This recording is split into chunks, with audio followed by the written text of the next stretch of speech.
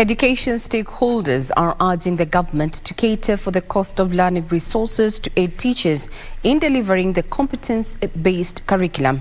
This comes as private schools in the country say they are bearing the biggest brunt, with caregivers forced to dig in deeper into their pockets to support learning. Head teachers have, however, welcomed proposed reforms, though they are still decrying high costs of operation.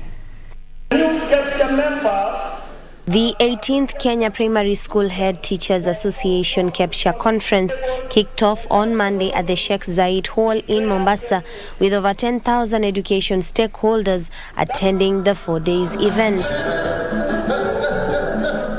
Mombasa Governor Abdul Swamad Sharif Nasir graced the first day and weighed in on the role county governments could play to support the sector. Nasir says timely salaries, hastened infrastructure projects, as well as school feeding programs, particularly for ECD children, could play a major role in supporting education. Now I've given directions to my county attorney aanze kuweka mikakati, pesa yote ile inayotoka kutoka kwa maduka miraa irejee kwa watoto wetu wasome. To may waive penalties and licenses za all schools zile ambazo zilishindwa kuendesha kazi yake wakati wa corona. As the agenda of the day unfolded, the stakeholders did not shy away from defending the gains made by the CBC curriculum that they claim is practical, collaborative, and geared towards problem solving. There are many learners, if you tell them where does the milk come from, what will they tell you?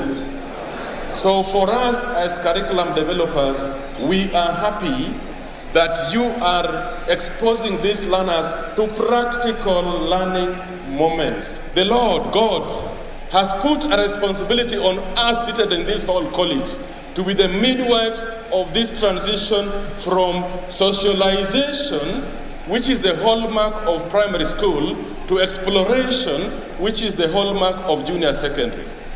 As they ready themselves to host the junior secondary schools come next year, the school heads are concerned with the high operational costs for CBC practicals.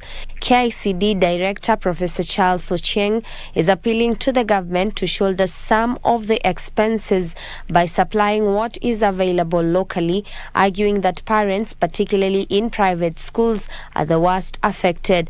You have done that before. In fact, the challenges we have about too much demand in CBC have been more associated with the private schools. Public schools have managed to make sure that we maximize the use of local resources to promote the curriculum. How we plead that even as we midwife this junior secondary, can we capitalize on local resources? President William Ruto is expected to formally open the 4 days deliberations tomorrow. Juni Karisa Mbele from Mombasa County.